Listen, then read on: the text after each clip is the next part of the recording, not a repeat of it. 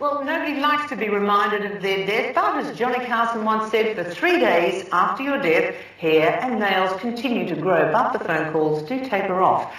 We are living longer, of course, combined families, wills, and that area gets very, very messy. To tell us more this morning, Paul Brennan. Good morning, Paul. Hi, Kerri-Anne. It is, especially the baby boomers these days, they are at the forefront of wealth. So the baby boomers are anything from 46 up. How do they deal with their ageing parents? Well, I think that they're finding it increasingly difficult to deal with our ageing parents because they have an expectation that their parents are going to leave them the money. But the longer the parents live, the less they feel they might want to leave it to their children. Mm-hmm. Can a child dispute a will once it's all said and done and been read? I mean, for example, if one child out of the family has been left out of the will and it's been stated in that will, can someone dispute a will? Well, you can. Obviously, it's obviously a bad idea really to give money to all the other children and leave one out. And normally there's some sort of good reason for it. But what happens is that there's several ways to dispute a will. First of all, to say that your parent was not of sound mind. That's a pretty good way to do it. And then you have to lead all that evidence about them being a bit nutty. The second way would be to say that you're somehow entitled, that you've been getting money from the parents for various things, and the older you get, the more difficult it is to establish that. But they have a buffer against misfortune, meaning even if you're in your 50s, you can still say that your parents were looking after you. I call it the old buffer sort of claim.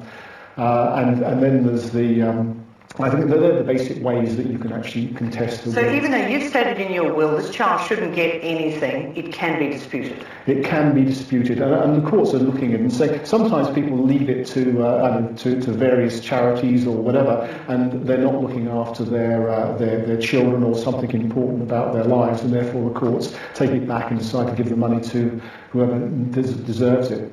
Because sometimes with various children, one's a spendthrift, one's married to somebody you don't particularly like, yes. Another one's completely unreliable, or drugs or alcohol or something or other. So you can't, even in your will, leave it to exactly who you want. I think yes, you can, but the courts might interfere with it. Well, I think the basic thing is that if you can leave your money to whoever you want, and wills can be drafted in such a way that to one of your children the money can be drip-feeded because they're an alcoholic or whatever.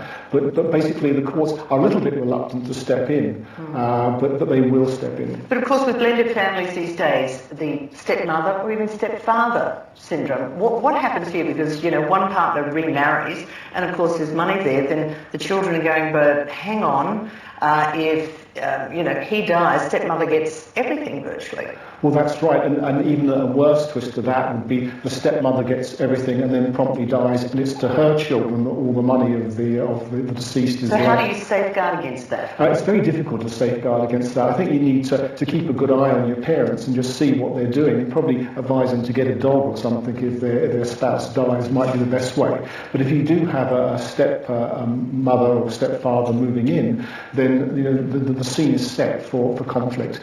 And obviously you can try to speak to your parents and get them to perhaps have a trust. But often when somebody links up with somebody else, they want to do the right thing and treat them like a wife or a husband and look after them. Can you ever demand to see someone's will?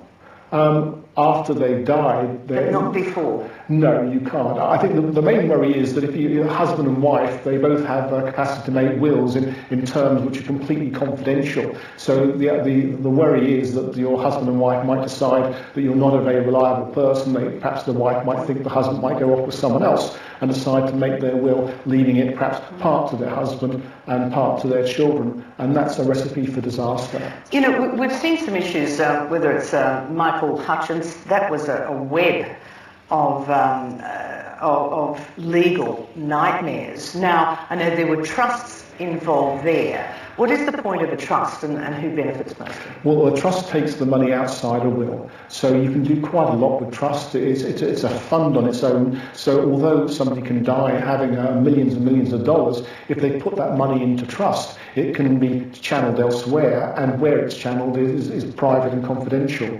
People die with a spouse, perhaps in a motor accident, and all of a sudden they haven't made a will. Well, I find that people tend not find it difficult to address wills, especially if they've got young children, because they can't work out who should look after the children when they're gone. But what I can say is that if they can't work it out, it's very difficult to leave it to the people left behind to work it out. Should you ever tell your children what's in your will?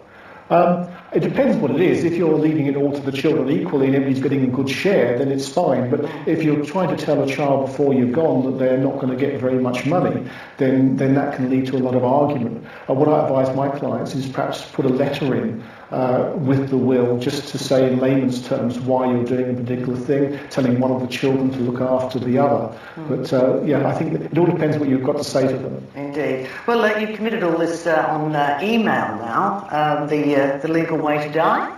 Well, it's called The Legal Guide to Dying Baby Boomers Edition, and it's an e-book. Well, it's pretty complicated these days. It doesn't seem, if you write one, it's cast iron, but you can do the best you can to sort of try and get the right people, get the right amount of money. But Paul, thank you very much for your time. Thank you very much. Paul Brennan joining us.